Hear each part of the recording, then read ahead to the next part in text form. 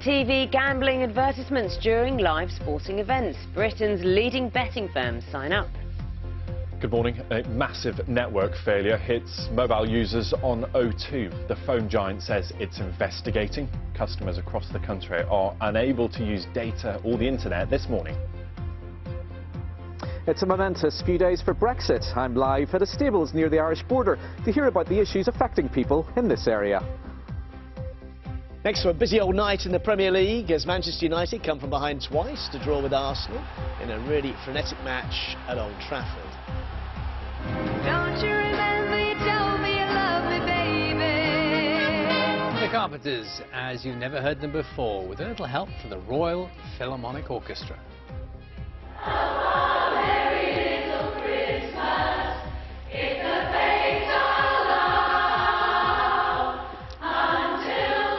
Fabulous rock choir singing here at Castle Howard for us this morning. Inside it is nice and toasty, outside it's cloudy, it's milder than it was yesterday, but we also have some rain sweeping from the west towards the east, turning lighter and patchy as it does so. I'll have more in 15 minutes.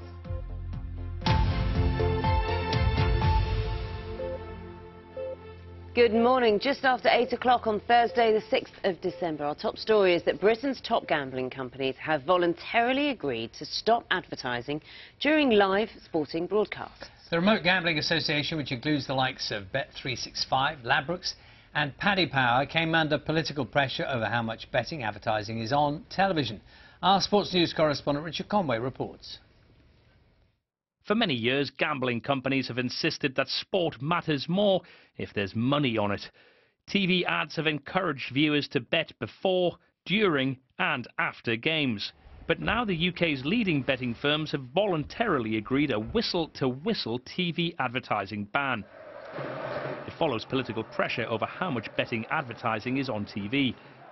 More than 90 minutes of adverts were shown in the Football World Cup this summer, and anti-gambling campaigners say sports' use of adverts normalises betting.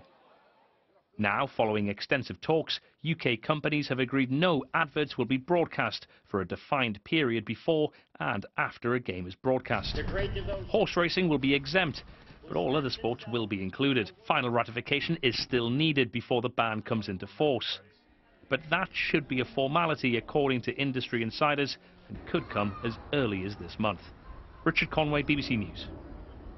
As many as 32 million customers affected by problems with the O2 mobile phone network this morning. Ben, this is developing. Do we know what's going on? No. Simple. Oh. OK, thank you, Ben. Thanks, Ben. Yeah, That's great talking to you. But this is the big deal, isn't it? We're talking about tens of millions of people. Yes. I mean, you talk about that 32 million figure. That's made up of O2's 25 million direct customers who have an O2 service. But also people that are affected this morning are on the Tesco mobile network, giffgaff, Leica Mobile and Sky Mobile, because they just branded it, but it's actually run by O2. So 32 million customers potentially not able to access data or the internet this morning, which means they can't get on their emails, the internet, use any messaging services. O2 says it's investigating this problem. They're not sure what's caused it yet. And we're also now getting messages this morning suggesting voice calls are also affected, because this morning O2 very keen to point out it was just the data bit, not the voice calling bit.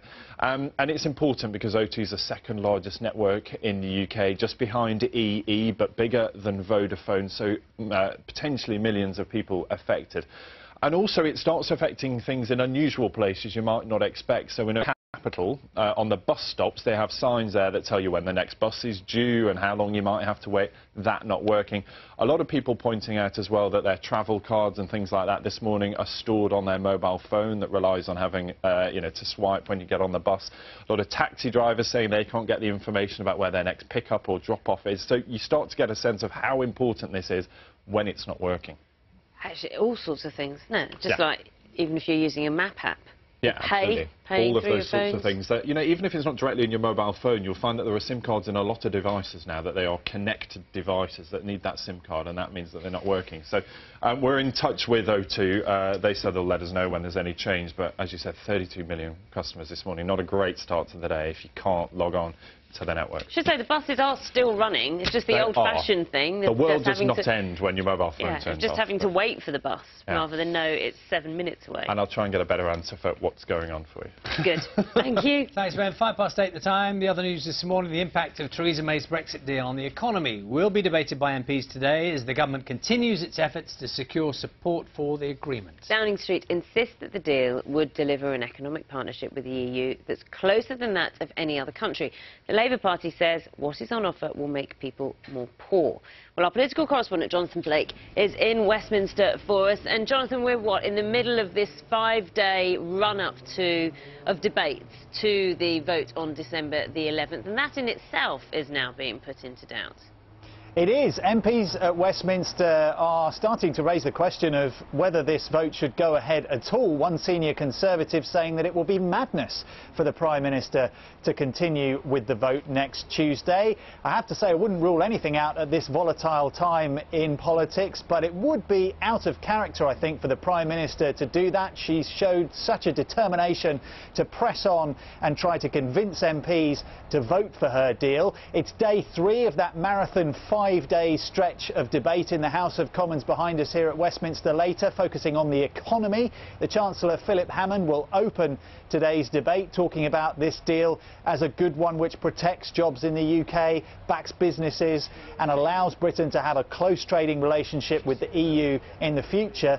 But the economy has been really one of the most contentious areas of the whole Brexit debate, both in the referendum campaign and since then, so I'm sure we can expect some fiery exchanges in the Commons. And as that continues, so too does the government's efforts to get MPs on side. Last night, the Chief Whip in charge of parliamentary discipline in the Conservative Party went to hear the concerns of some Brexiteers, and we've got senior Conservatives called in for a briefing on no-deal preparations today as well. So with 5 days to go, the government's trying everything it can. Indeed. OK, Jonathan, thanks very much for keeping us up to date.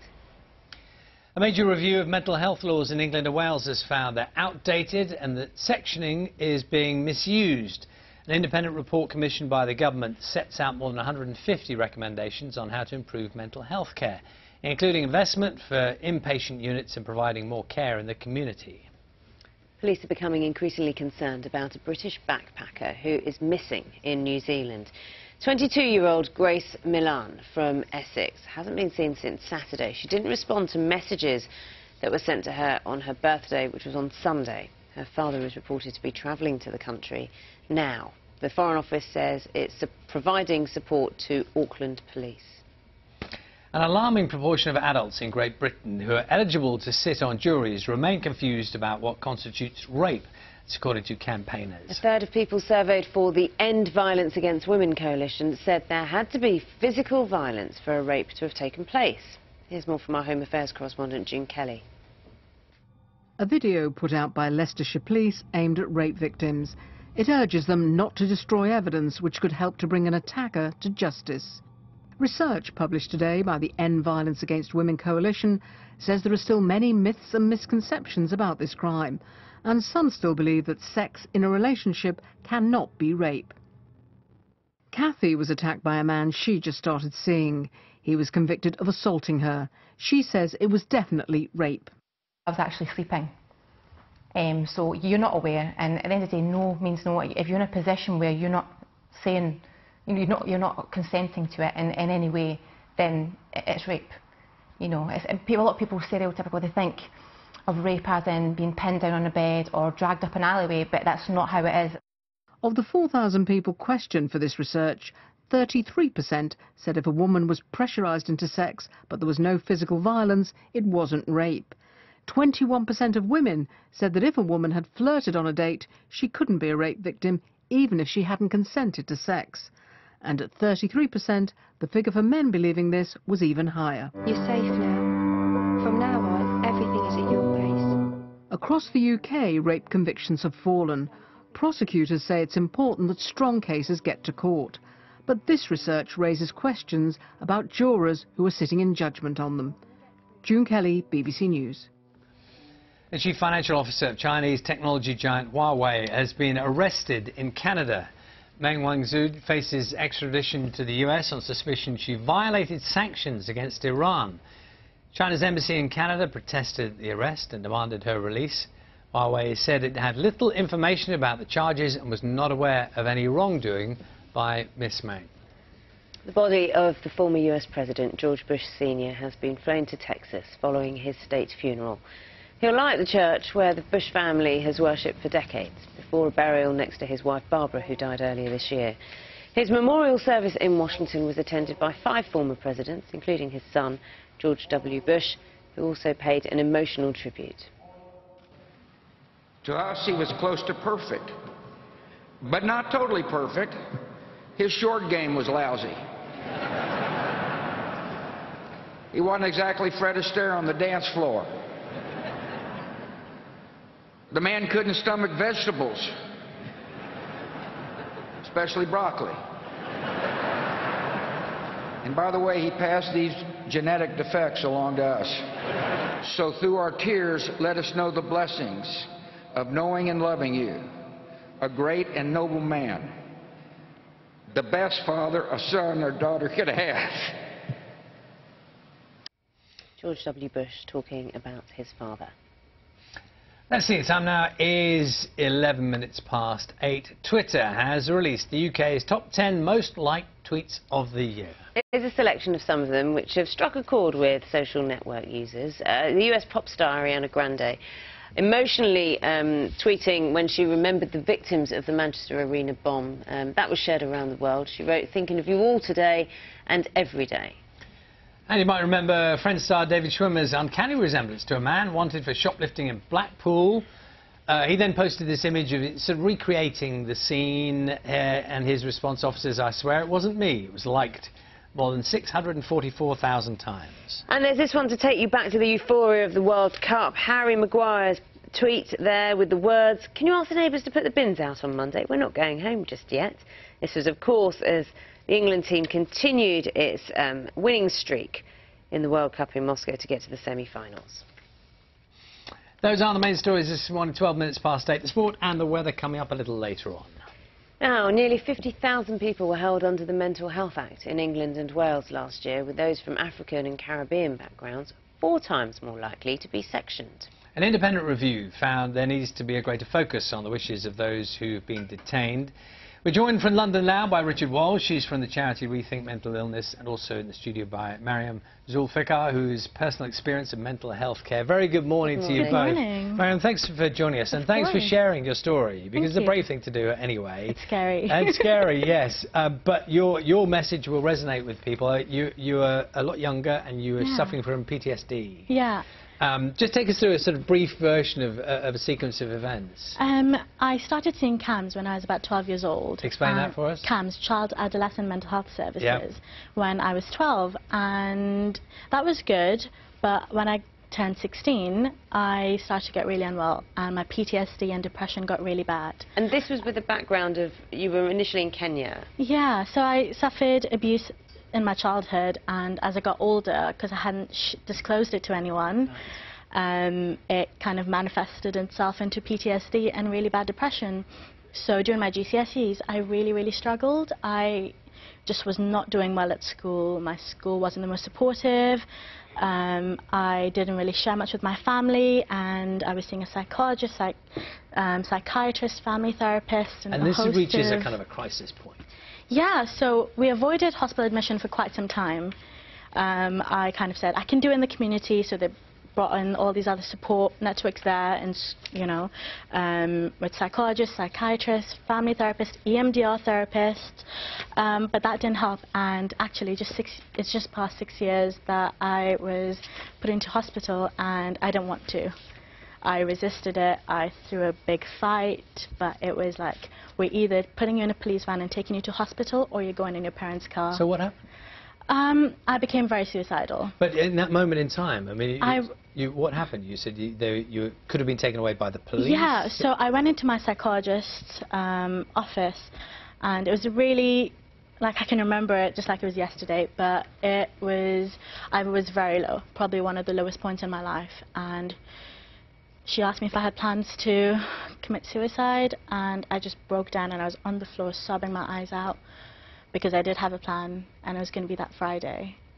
And she said, we can't let you go home. You're going to hospital. And I said, no, I can't do it. And she said, well, you're either going in a police van, we're sectioning you, or you're going to go in your parents' car. And what did happen? I went in my parents' car, and I spent quite some time in hospital, which was the best and worst thing that ever happened to me. Best because I would not be here without that. I really believe that. And I'm so grateful for my parents and the doctors who made a stand for me. Well, it's a story I think that many people will resonate with. And thank you. As Charlie said at the beginning of this, it's very brave and, you know, to be open about this. There's a lot of people that go through it. Yeah, and this is the point with this research. Richard, I know you've been hearing this at the moment, you know, what we've been talking about on the sofa from Mariam. Rethink Mental Health has been quite a key player in this research. Can you tell us kind of what it's thrown up and in terms of what needs to be tackled now? I think, frankly, the legislation's outdated and no longer fit for purpose. It doesn't treat people with dignity and respect. It doesn't give them a choice in the treatment they're receiving. It doesn't allow them to select the family and friends that they want to be involved in their care. And really, this is about patient involvement and patient choice. And now that more and more people are suffering from mental illness, we need to recognise that this isn't just a small minority of people. We're talking about hundreds of thousands of people. But unfortunately, Richard, there's no funding, is there? I mean, when you look at it, so what can be done in the short term? We've heard Mariam's story here. There'll be people watching saying, "I'm in trouble. What can be done?" I think, unfortunately, it is about investment, but very much about investment in community services and supporting people, like the story we've heard today, in the community and at home to prevent hospital detention, because, of course, that's much more costly for the NHS and the government, and that's what we'd urge the government and ministers to look at with the recommendations in the review, to invest in adequate and effective, controlled and inclusive community services so people don't have to go into hospital. And Mariam, I mean, given your experience, a lot of this report is about how much worse it can be for people if they're treated incorrectly. You know, it can compound what is already a very bad situation. Much worse. I think having a care plan in place that is inclusive, that you have autonomy over, and you can decide what works best for you, versus being like, oh, this is what we're going to do with you. You don't have a say in this. These are the medications you're going to take. This is what's going to happen to you. I think that can actually be quite detrimental in people's mental health. And I can't help but think, you mentioned that moment in time when they were saying, you're going to go, the police are going to come and get you. Did that makes you feel like, presumably like a criminal? Like I'd done something wrong. It's like, what did I do wrong? I just don't want to be here. Like, how am I guilty of something? But it's scary as well to be like, oh, you're going to have police, and if you don't do this, this is your only choice. I can't understand why they made that decision in hindsight. At the time, I was really resentful and angry of it. Richard, I mean, thank goodness you are fine now, and you are well on the road to recovery. Richard, just one brief thought, if you wouldn't mind. For anyone who is watching, who's struggling at the moment, it does sound scary, doesn't it? But there is help out there. There is help, and Rethink Mental Illness as an organisation is on hand to help those people with our advice line, our support. We're the largest service provider for mental health services in England, and we'd urge people to contact us because you're not alone. There's thousands and millions of people suffering as well, and we need to recognise that as a society, but you're not alone. Reach out to friends and family, or reach out to us as an organisation. We can help. Richard, thank you very much. Richard Walsh there from Rethink Mental Illness, and Mariam Zulfikar, thank you so much for telling us your story. Thank you so much. Let's see, time now is 19 minutes past 8, and let's get the weather now with Carol. Morning, Carol. Good morning, Charlie Naga. Good morning to you too. We're at Castle Howard in North Yorkshire this morning, and we've come outside, and as you can see, it's fairly cloudy and it's also quite damp. But if we take a look around Castle Howard, you can see just how splendid it is. Building began around about 1700. It took 100 years to complete. There are 145 rooms and 10,000 acres of garden. That's equivalent to over 5,000 football pitches. You may well recognise the outside from Brideshead Revisited, and it's been home to over 10 generations of the Howard family. And we'll be speaking to Nicholas Howard at 9:15 all about it. Now, the festive season has really got underway here, celebrating the 12 days of Christmas. We've been looking at them all morning. We'll take you back in with the Rock Choir again at about 9:15. But weather-wise, well, today we are looking at rain moving from the west towards the east, and behind it we've got some blustery showers. Now, the reason for this is that we do have some weather fronts coming our way. They produced heavy rain across Northern Ireland. It's now moved out of Northern Ireland, but it's very much ensconced across Scotland, Northern England, Wales and the southwest, and the whole band is moving east. Now ahead of it there is a lot of cloud. Now there's also some patchy mist and fog. Some of that will just lift into low cloud and linger over the hills and generally anywhere that is quite high. So for example, you can see it here. And then as we go through the day, the rain will come through. Behind it, we'll see a return to brighter spells, but not a lot of sunshine, and also some blustery showers. Temperatures, though, way up on yesterday for some. Yesterday in parts of Aberdeenshire, the maximum temperature was -2. Today we're looking at 10 to 12, but most of us in double figures. Now eventually we lose that rain completely, it dries up for a time, there'll be still a lot of cloud. By the end of the night, a potent area of low pressure is coming our way from the Atlantic, introducing rain, some hill snow and also strengthening winds. Not going to be a cold night for most of us, except where the skies remain clear. Tomorrow, as that area of low pressure crosses, what you'll find is rain will move quite quickly across England and Wales, but there's a big loop across Scotland, just fringing into Northern Ireland. So some heavy rain, some hill snow, some blizzards as well across parts of Scotland, and it's going to be windy wherever you are. But the strongest gusts of wind will be from Ayrshire north, and here we could have damaging gusts of 80 miles an hour. As we head on into Saturday, what you'll find is that will clear away. Saturday is going to be unsettled once again with a fair bit of cloud, some bright spells, but then another system coming into the west will introduce some rain and strengthening winds. And this time it's the turn of southwest England to have the potential for disruption due to the wind strength. We could have gusts between 50 and 65 miles an hour. And then on Sunday and into next week it turns colder as we pull in an easterly wind, and Nugget and Charlie, for some of us, will see some snow showers. Oh, OK, Carol, thanks very much. I think get back inside, Carol, because it's lovely inside. It's a bit dreary outside, I think. It is. It's quite cool as well. Yeah. Having been in next to all these fireplaces, you notice it. OK, Carol, we'll see you inside next time. Thanks, Carol. 8:22 the time now. During this year's Football World Cup, TV viewers were shown more than 90 minutes of gambling adverts. Now, campaigners argue that this could normalise betting. So now the Remote Gambling Association has agreed to stop the adverts during live sports broadcasts. Our sports news correspondent Richard Conway can tell us more about this. Richard, good morning to you. This isn't going to be an interesting move. It literally will change the way we view big sporting events. Yeah, you know, we're so used to it, aren't we, Naga, of watching live football or live cricket or whatever sporting event it is and seeing those adverts before, during and after the event, encouraging us to bet on the match or bet on who's going to score next or what the scoreline will be, or looking to the next event.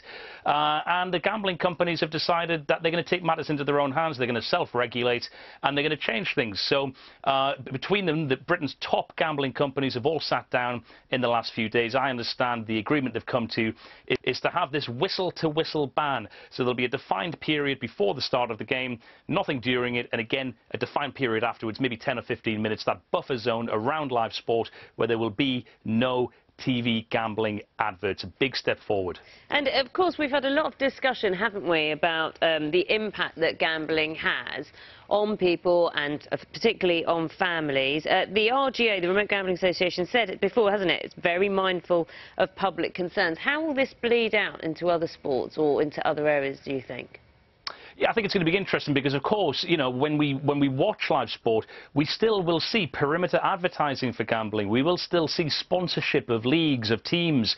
We'll still see the gambling logos, a lot of foreign gambling companies, it has to be said, in the Premier League and in the Championship, on shirts. That's not going to change. This is a defined thing towards TV advertising. However, it will be part of the wider debate about that relationship between sport and gambling associations and gambling companies. So this is another step towards that. The gambling companies have been under political pressure. I think they've been under a degree of public pressure as well. People perhaps thinking, is there too much TV advertising, especially in a day and age where it's so easy to put a bet on when you've got a mobile phone and gambling apps. Makes it so easy to get a bet on. So I think they've listened to that concern, and I think they're acting now, because the fear from them is that perhaps this government or Labour administration in the future, or whoever it is that comes into office, might take matters away from them them and act in a draconian manner, ways that they don't like. So they're starting to self-regulate now to perhaps ward that off in the future. It's interesting, isn't it? I was just looking at a statistic that the Gambling Commission claims around 450,000 children aged between 11 and 16 bet regularly. So I suppose the point of this then is to be able to prove in the future, even though I think horse racing is exempt, that this has made a difference. That's what really needs to happen, isn't it? And how soon do you think we'll see those figures? So this regulation needs to be ratified by another industry body. That, according to insiders I've spoken to, should be a formality. We could see this inside 2019. But the industry as a whole is very conscious of its need to be socially responsible. So we've heard that phrase, when the fun stops, stop. That's something that all the betting companies use, something they've agreed upon. And they've been putting in measures such as putting self-limits, opt-outs on accounts for people if they want to have freeze periods, cool-off periods when they can't bet. So the companies are trying to be more responsible in that regard, but this issue of TV advertising is so dominant. When people turn it on, they're sat down with their kids watching the big game at a weekend or a Monday night. They do see a lot of this advertising, so it's a big visual impact, a big thing that the gambling companies think they can do to show that, yes, they're doing other things around to limit the social harm of gambling and to help those with issues and have problem gambling. But this is a big visual measure that shows that, yes, actually we are listening here, we are taking your concerns into account. Will it satisfy everyone? I'm not entirely sure. I think some people will still have questions over that wider relationship between sport and gambling. But the industry's right now looking at this measure and thinking this is something tangible that we can do and do it fairly easily. Indeed. Richard, thanks very much for taking us through that. Richard Conway there. Time now to get the news, travel and weather where you are.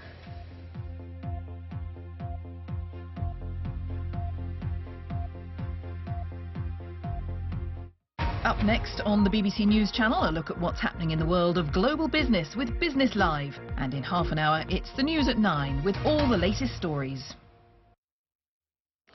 Hello there, good morning. It's a much milder start to the day compared to yesterday, particularly so across Scotland, where yesterday those temperatures were well below freezing. This morning they're above freezing. We're going to see quite a bit of cloud today across the UK, and with that there'll be some blustery showers moving in, especially so around western areas. But we had a few clear slots this morning, bit of brightness. All this cloud, though, just associated with the weather system, is moving in from the Atlantic, so that's what's going to stay with us for much of the day. And the rain this morning moving its way eastward. It is quite showery into the afternoon across northern England, Wales, the southwest of England. You could see the odd shower moving its way into the southeast of England as well. But the cloud breaking up quite nicely in the northeast of Scotland. Some sunshine here, but much milder. Temperatures widely up into double figures, 10 to 14 degrees. Tonight, those showers will continue to drift their way eastward. More persistent rain then starts to spread its way into the southwest during Friday morning, pushing its way eastward across many areas. And it's all linked into with this area of low pressure here. So you can see the isobars, the white lines, they're really quite close together, particularly across the northern half of the UK. And it's especially so across Scotland, where through Friday there'll be some really strong gusts of wind, 60 to 70, perhaps even 80 miles an hour in exposed western areas through the central belt, northern parts of Northern Ireland as well. So those strong winds will continue for much of the day. Heavy rain will continue to move its way in here as well, with some snow over the higher ground, blizzards over the higher ground here. Elsewhere, rain clears and there'll be some sunshine throughout Friday, a few blustery showers, because even across southern areas, by those wind gusts there, you can see 30 to 40 mile an hour wind gusts. Now, during the afternoon, temperatures will drop down, so while it'll be a mild start to the day, by the afternoon, temperatures are around about 7 to 9 degrees Celsius. Into the weekend, it's going to turn a bit more unsettled, but it would be colder by Sunday. Bye-bye.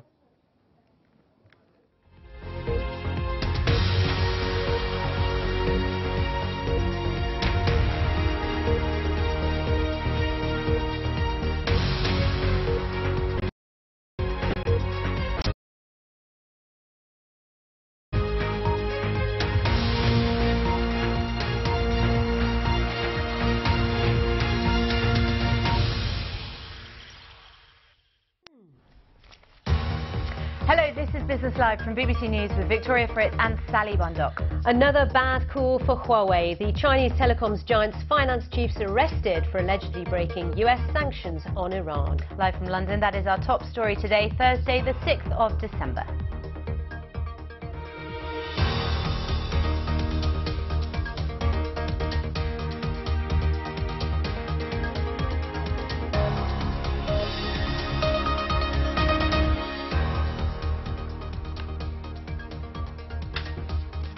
Meng Wanzhou was arrested in Canada. She's the daughter of Huawei's founder, and the move is bound to heighten tensions in the US-China trade war.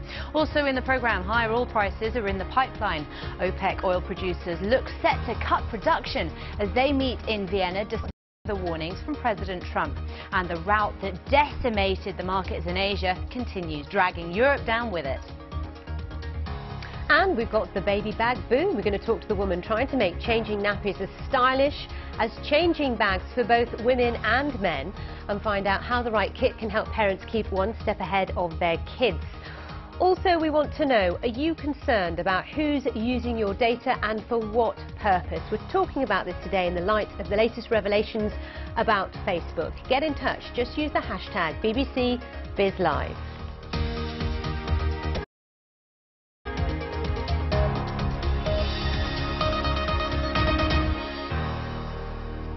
Hello and a very warm welcome to Business Live.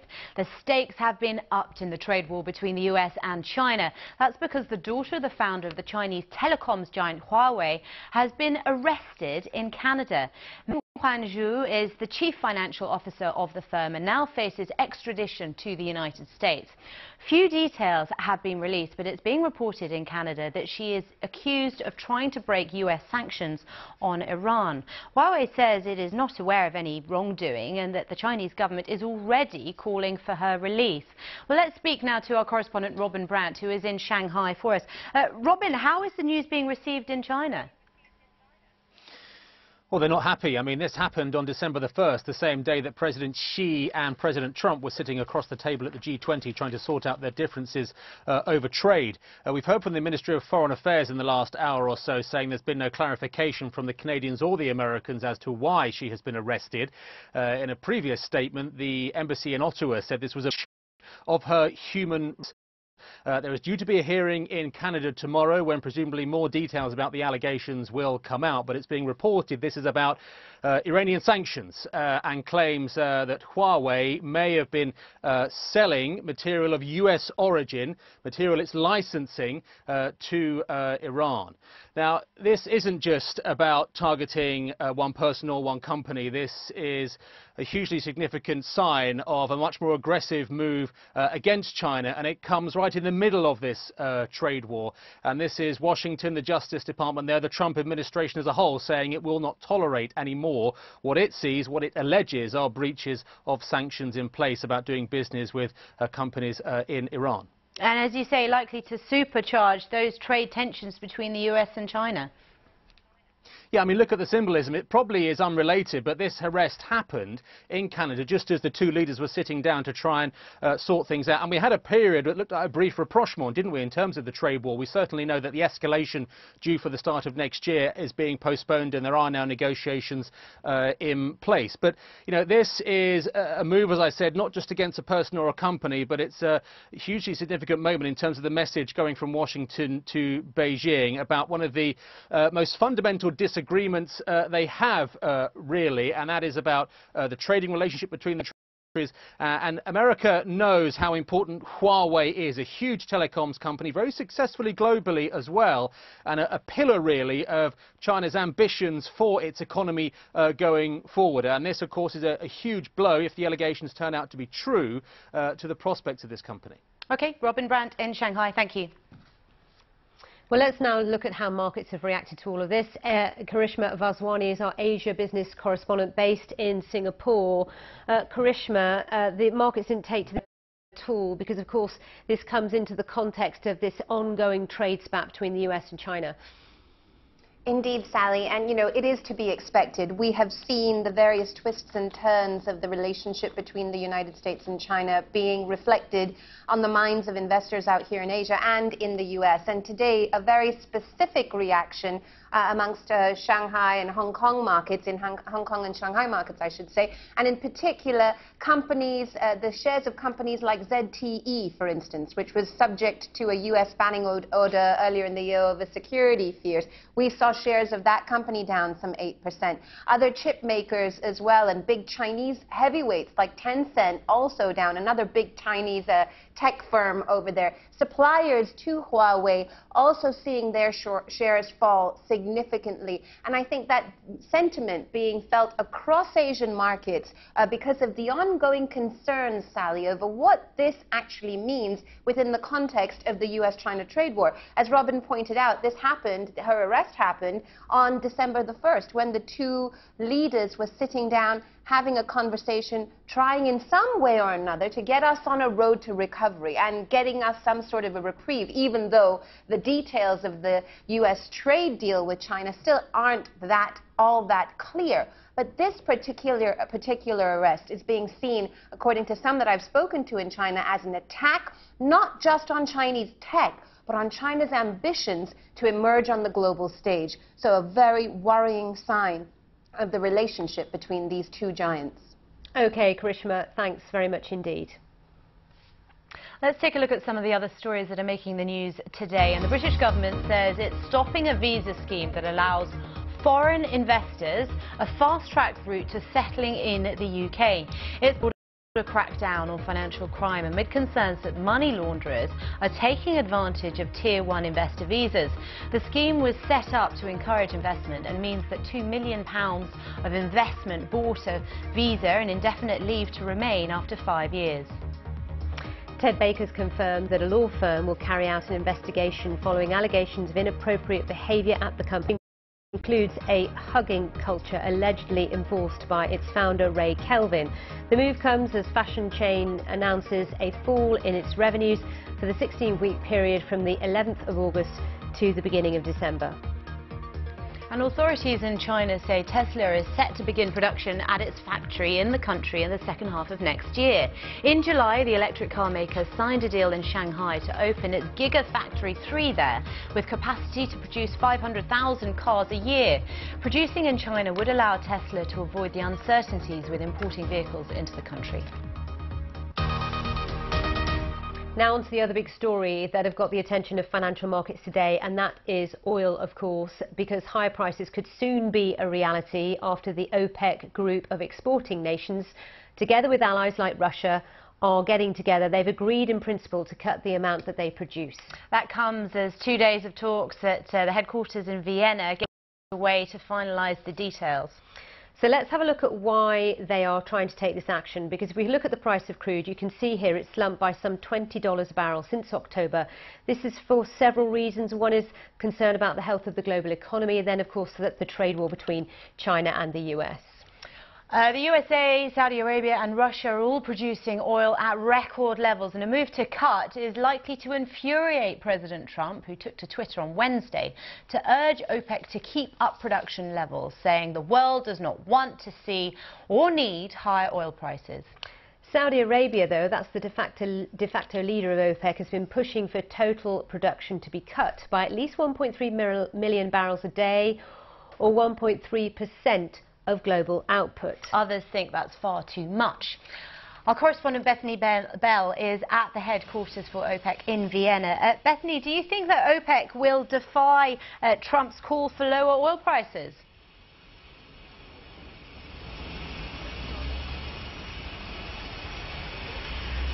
Saudi Arabia certainly says it wants to see this cut in oil price, this cut in output to shore up the falling oil prices.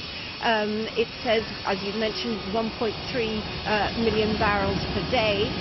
The question is, though, whether that can be agreed here in Vienna. We're seeing possibly signs of an agreement towards that. But of course, there is this pressure from the United States, and Saudi Arabia, if you like, is caught between a rock and a hard place on this, because you know, President Trump has made it very clear he wants to see oil keep flowing.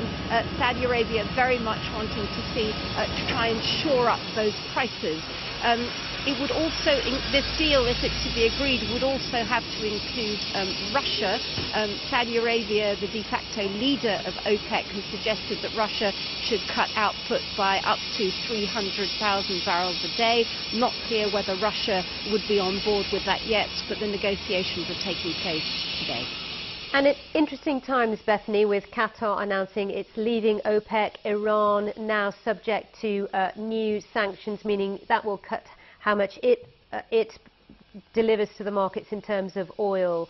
So there's a lot on the minds of OPEC members right now, not least the geopolitics of the relationship between the US and Saudi Arabia, with what's happened with Jamal Khashoggi and other events.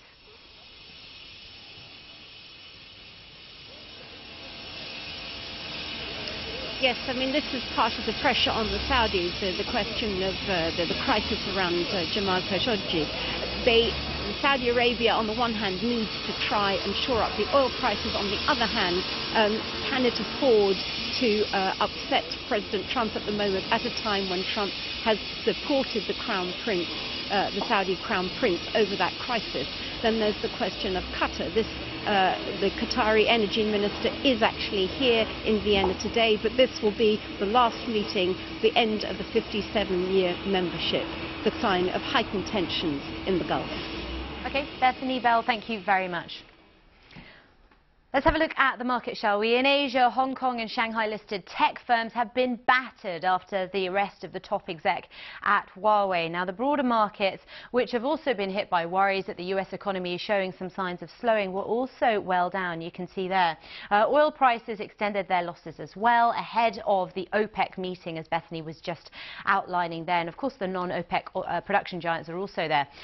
Investors are pretty unsure as to how much and for how long they plan to reduce output. You can see the FTSE down about 1% at the moment. The DAX and the CAC 40 in Paris down further on as well. Not a great day in the financial markets. Michelle Fleury has the details of what's ahead on Wall Street today. The US markets reopen after being closed on Wednesday in memory of President George H.W. Bush. And there is a raft of economic data for investors to digest. Given the current focus on trade, the latest Commerce Department figures will be of interest. It's expected to show that the US trade deficit widened in November to $55 billion from $54 billion in October. Now, on the manufacturing front, new orders for US-made goods are forecast to have fallen in October, while factory goods orders are likely to have gone up. On the earnings front, the American supermarket chain Kroger reports its earnings for the third quarter. Investors will want to see if its remodeling efforts are beginning to pay off. And the retailer known for its yoga pants, Lululemon, turns in its third quarter results after the market close. We cover it all. The retailer that sells yoga pants. It's all on this programme. We've got Simon French with us, Chief Economist at Panmure Gordon. Good morning, Simon. Good morning. Yoga pants I hope you're not going to ask me about yoga pants. We're not. He's wearing normal trousers under the desk. Absolutely not. Now, there's so much going on, Simon. We've talked about OPEC. We've talked about the global markets. Look at Europe, again, down over 1% today. Similar story yesterday. We haven't even mentioned the word Brexit yet, but a big day for Parliament. They're talking about the UK economy today. Yes. What's top of your agenda? So I think if you pull all those stories together, what you're seeing is the end of the global business cycle. What does that mean? Well, it means that since the financial crisis, 2008-9, the global economy has stumbled its way through relatively low growth, but it has now used up a lot of its spare capacity. Unemployment rates that were high are now low. A lot of the spare capacity in terms of factories are now being utilised. And therefore, actually, we're saying to clients, you're coming towards the end of the business cycle, therefore, rather than going after growth companies on high valuations, taking a more defensive stance, some of the healthcare names, some of the mining names. But when you say that, I mean, that all sounds very logical and very rational, but what about all these unprecedented events like Brexit, which are very hard to predict, like, you know, a US economy run by the White House, run by President Trump? Like what's going on with China, with Huawei and the trade spat, etc. Yeah, and that's where, when we're speaking to particularly long-term investors, something like Brexit, something like Donald Trump, an agenda that may spike and change valuations quite significantly. And you look at UK shares, they've been hit over the last 2 to 3 years, but now look quite cheap. And therefore, if you have a longer-term perspective and you recognise that fundamentally a lot of these firms are well diversified, once we get through Brexit and they know their trading position, they know the uncertainty, then actually those valuations, you'd expect them to converge back. And therefore, for long-term investors, these are as much opportunities as they are threats. Glass half full. I like it. Simon, the optimist on the programme. Simon, we'll have you back for the papers in a moment. Thanks. Now, still to come, spotting a gap in the market. We're going to be speaking to the woman trying to make changing nappies as stylish as changing bags. You're with Business Live from BBC News.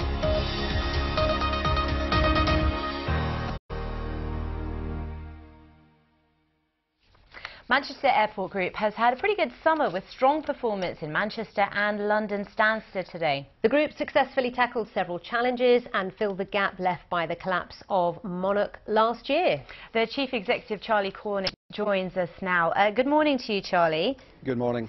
Looking at these numbers, it's quite interesting. You seem to be continuing to develop the long-haul network in Manchester. Is that the sort of strategic direction more generally? Yeah, I mean, certainly from both Manchester and Stansted, we see lots of opportunities for more long-haul flights into Asia, China, Thailand, but equally more into the US, but certainly from both Manchester and Stansted. The airport looks like it had a pretty resilient summer, passenger numbers remaining pretty flat year on year, despite the loss of Monarch, which of course was, I think, what, the airport's 7th airline? I mean, how have you managed to do that? Yes, well, Monarch has had 2 million passengers at Manchester Airport, and the airport team has managed to backfill the full 2 million loss from Monarch. So it's a number of airlines such as Ryanair, EasyJet, Jet2 and others who've filled that gap. So that's very encouraging, really. Let's talk about Stansted, because increasingly we're hearing about developments in and around the Cambridge area, lots of high-tech businesses there. I mean, is that what's developing and really driving the growth when it comes to Stansted? People coming from abroad who are coming straight into Cambridge rather than bypassing London and having to get in and then up? Yeah, I think there are a number of factors in Stansted. I mean, Stansted has got most of the available capacity in the London network, which is good. The links into the City of London from Stansted are very strong, albeit could be improved. And then, as you say, the Cambridge corridor is very strong, and it's a very high economic growth area. And very quickly, how important is cargo for you in this network? Yeah, I mean, cargo is important for most airports, and certainly in East Midlands' case, it's the biggest sole cargo airport in the UK, and we expect to see cargo continue to grow across all of our airports. OK, all right, we're going to leave it there. Charlie Cornish from the MAG Group, thank you very much. Just to let you know a bit more details on those operations, quite interesting, DHL's operation at Stansted continues to expand, and UPS are also building a new facility at the airport. So freight very much at the heart of this story as well.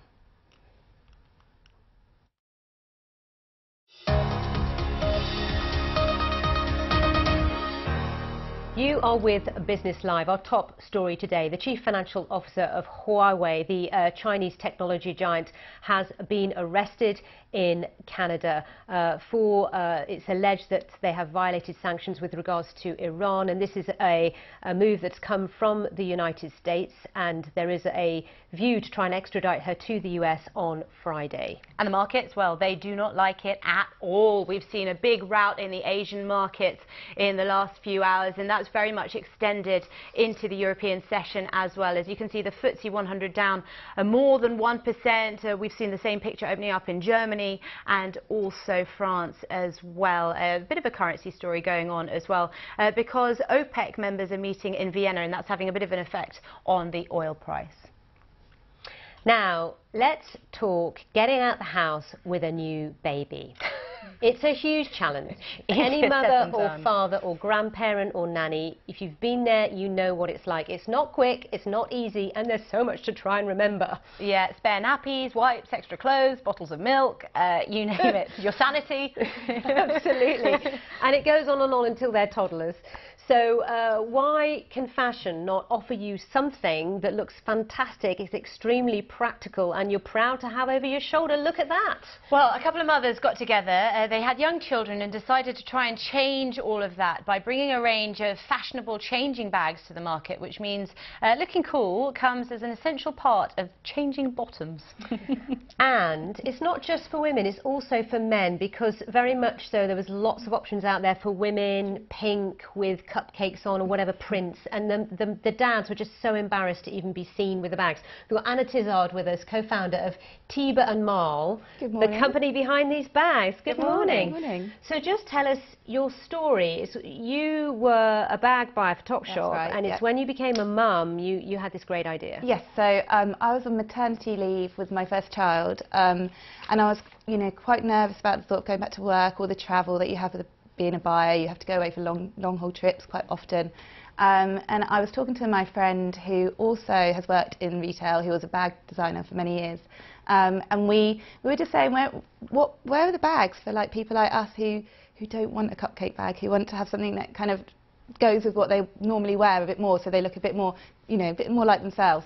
So after a while, we just thought, well, we have got quite a lot of experience working with bags. We've got 30 years of experience between us working on the high street. So we decided we'd just do it ourselves and made our own brand, Tiba and Marl. So you've got 30 years of experience between you. You know the retail market really well, but how important was timing to the success of this? I think we just feel so lucky we launched when we did. It was there were quite a few areas which were really kind of taken off the whole kind of cool mums. Instagram was a big thing for us, Insta mums, lots of mummy bloggers, and then the whole kind of area of dads as well, being carers for their children more than they have in the past. So. And we've seen a lot of celebrity dads be very open about the fact that they're very much involved. The likes of Daniel Craig with New Baby on his front, which sort of was all over the press. And David Gandy this week, I think, had his baby. So dads are a big part of this and a big part of your success, aren't they? Well, we noticed that they just weren't being catered for at that time, and like you said, there'd be a dad come shuffling along with a big pink bag to go and change a nappy, and we just thought it just came so naturally to us. Our style's quite a bit androgynous, a bit kind of sporty anyway, so we wanted to make a range where the bags looked as good on mum as on dad. But how did you make this happen? Because you and your business partner, you both had new babies. Yes. And you were not in a position where, where your partners were earning lots of money or whatever. I mean, it was quite tough, wasn't it, for quite a few years? We took a punt. We basically, I left my job. My business partner did freelance for a while, and she was working all hours of the night to just try and earn a bit of money to keep her going. And breastfeeding, and being a new mum. We invested all our life savings into it, and we were just determined that we had to make it work.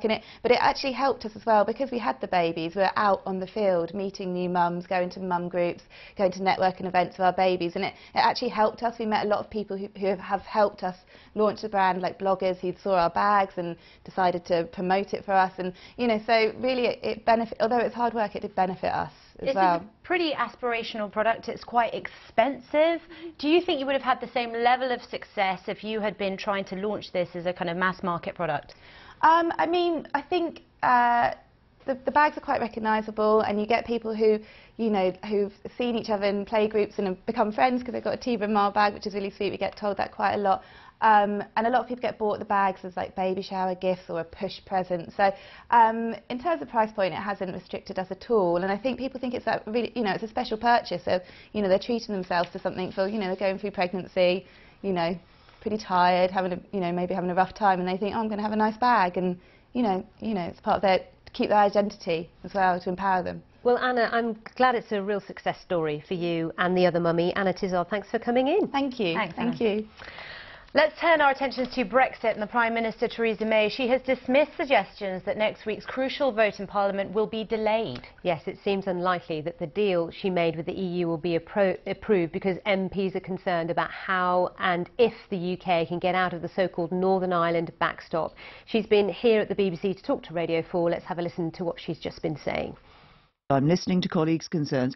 About this particular issue, about delaying it? Well, no, not about delaying it. I'm listening to colleagues' concerns around this issue, this aspect of our withdrawal, which is the backstop. Now, the backstop is our guarantee to the people of Northern Ireland. It's a guarantee about not having a hard border between Northern Ireland and Ireland. But I recognise there are concerns from colleagues about the role of Parliament, about the sovereignty of the UK in relation to that issue. So I'm talking to colleagues about how Parliament might have and how we can look at Parliament having a role in going into that. And so that's the Prime Minister Theresa May talking on Radio 4 Today programme about half an hour ago. We've got Simon French back with us. And Simon, there's this story on the Mail Online. Facebook has been in the press because of an MP in the UK demanding information become public. It tells us a lot about what it's been up to, but the Mail is even wider than that, the Mail story. Yeah, it brings a lot of companies, accuses them of harvesting your data and using